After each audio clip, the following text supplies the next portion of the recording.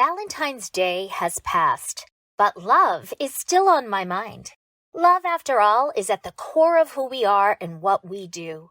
It's not just a romantic notion. Science identifies love in our brain's chemicals and hormones, creating an emotion system for lust, attraction, and attachment.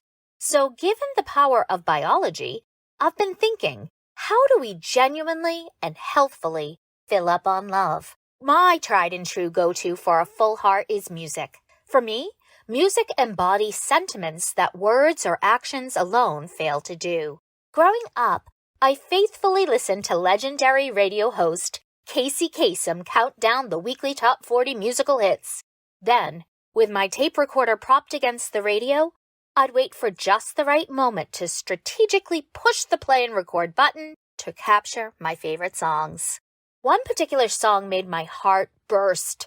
It conveyed a deep and earnest love.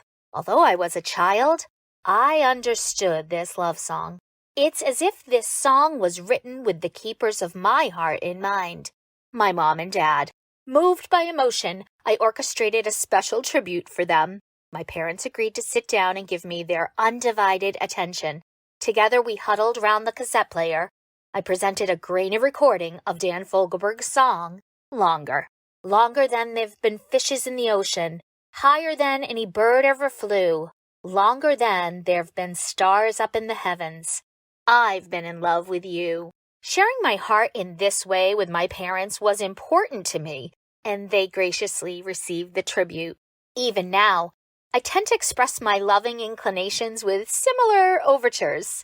Have you experienced a time when love is so powerful it overrides your entire being? A time when it fills your heart so much you have to let it spill over and share it with the world? That's the kind of love I felt when I heard Dan Fogelberg's Longer. I also felt it after giving birth to my sons. That love also bubbled up when I said goodbye to my husband for his deployment and upon his return. It's the same love that overrides my being when I grieve the loss of another human who no longer shares this earthly plane. Love exists in many diverse moments, but mundane or toxic events can quickly overshadow them.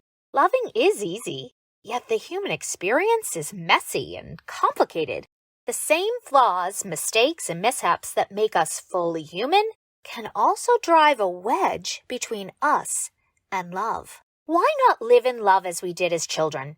What if we make an effort to reclaim the earnest, deep-rooted, innocent, perhaps slightly cheesy love that lives in places like love songs? Drive away the wedge between us and love through creativity, curiosity, compassion, and forgiveness. Be genuine and allow the most tender, vulnerable, and mushy part of ourselves to take charge.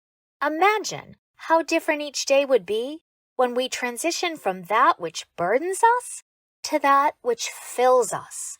Let's decide, do we carry toxic energy or shift into loving action when given a choice? I vote to lighten the load. Press play on the old cassette player and fill up on love. Be well.